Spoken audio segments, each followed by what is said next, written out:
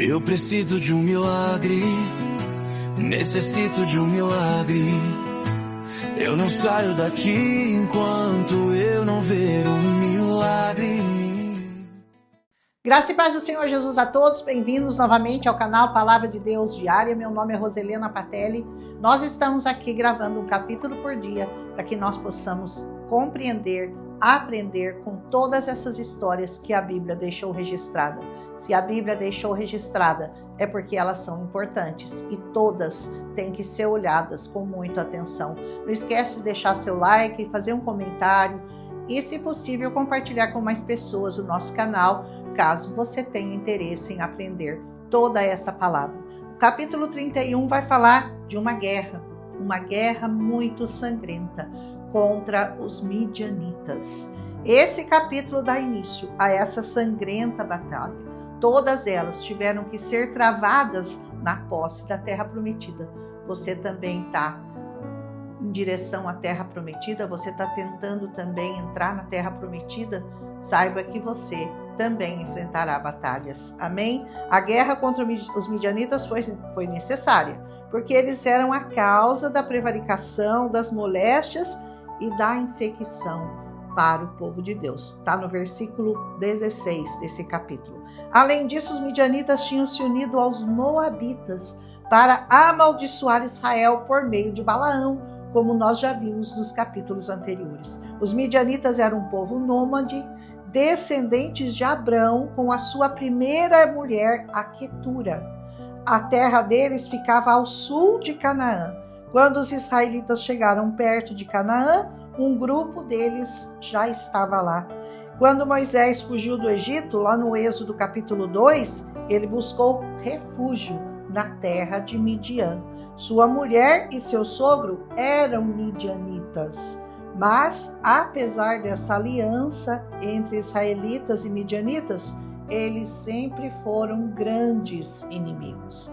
Balaão é morto nesse capítulo, o que mostra que ele era considerado um infiel. O capítulo 25 nos mostra quem foi o propagador da sedução dos homens israelitas com a adoração a Baal. Mas Balaão com certeza teve influência na propagação desse falso Deus entre os israelitas, inclusive com a sedução pelas mulheres de lá. Por isso, Moisés ordena que das mulheres trazidas cativas da batalha, só as virgens fossem poupadas, porque aquelas que tinham se contaminado com a indecência de Baal não podiam ficar vivas. Os meninos também foram executados, pois eles seriam uma ameaça aos direitos de herança dos homens israelitas. Parece dura essa sentença do Senhor, né? Mas entenda que Deus não dará herança àqueles que não o aceitarem e não o buscarem nessa terra.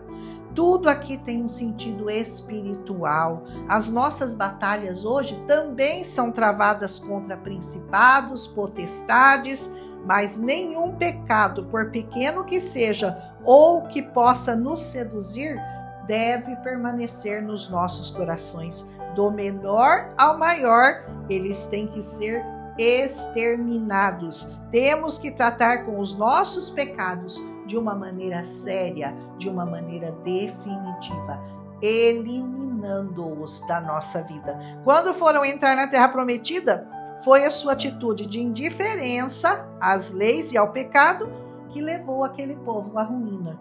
Assim, quando Deus apontar o pecado na sua vida, haja como Moisés, de maneira rápida e definitiva. Extermine todos. Aleluia! A guerra que foi travada contra os midianitas era uma guerra santa. Por isso, tanto as pessoas, versículos 19 e 20, quanto os objetos que foram trazidos, versículos 21 a 24, deveriam ser purificados. Os despojos de guerra foram divididos em partes iguais, versículo 27.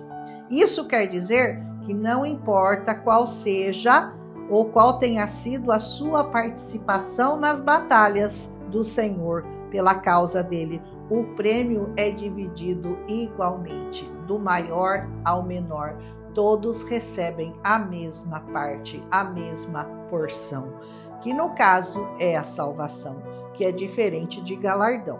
Galardão é individual, mas salvação é para todos. Todos que entraram nessa batalha do Senhor receberão o galardão, receberão a salvação. E o galardão é de acordo com as atitudes de cada um.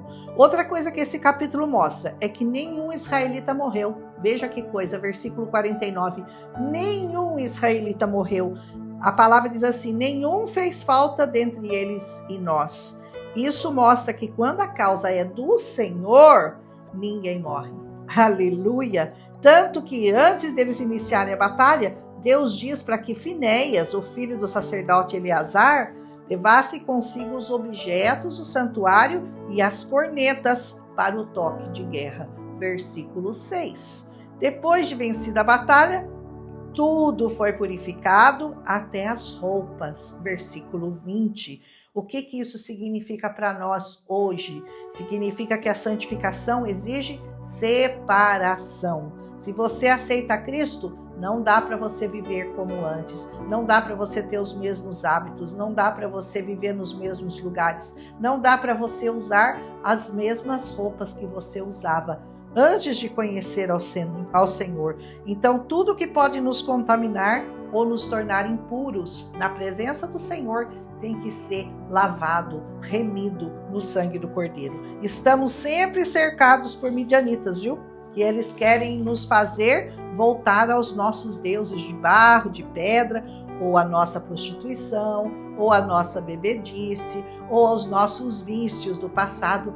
Os nossos inimigos sempre estão lutando para que nós voltemos a ser como nós éramos. Então, desapegar dessas coisas nessa vida é a única forma de vencer verdadeiramente o pecado e nós sermos aceitos diante do altar de adoração ao Senhor. Ninguém consegue ficar limpo se quiser continuar pisando na lama. Concordam? No final desse capítulo, muito ouro é oferecido pelos líderes dos milhares e das centenas, que entregaram tudo na tenda do encontro como memorial, como lembrança, para que o Senhor se lembrasse dos israelitas. Olha que lindo, versículo 54 desse capítulo. Então, por isso, uma mensagem aqui para você: entregue a Deus tudo que você tem de mais valioso. O que você tem de mais valioso? Os seus filhos, a sua casa, o seu tempo, a sua vida, seu coração. E Ele vai te ajudar a vencer as suas batalhas. Não fique prostrado no deserto, apegando-se a coisas vãs e passageiras dessa terra, porque essa terra não tem nada para te oferecer. Nossa vida é vã, nossa vida é passageira, é só vaidade, como diz essa palavra. Volte-se para o que realmente é valioso, a sua alma e a vida eterna na presença do Senhor.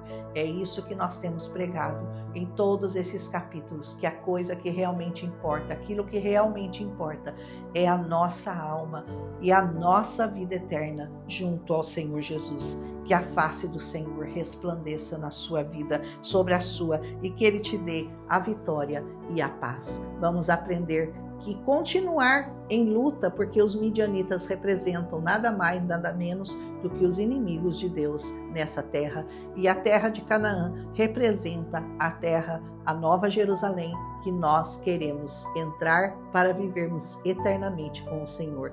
Estamos sempre em guerra contra o pecado e contra aqueles que são inimigos de Deus nessa terra. Um abraço em Cristo Jesus, que o Senhor te abençoe, te guarde sempre, todos os dias da sua vida. Amanhã a gente volta com o capítulo 32, se o Senhor nos permitir. Aleluia! Um abraço, fiquem abençoados. Eu preciso de um milagre, necessito de um milagre. Eu não saio daqui enquanto eu não ver um milagre.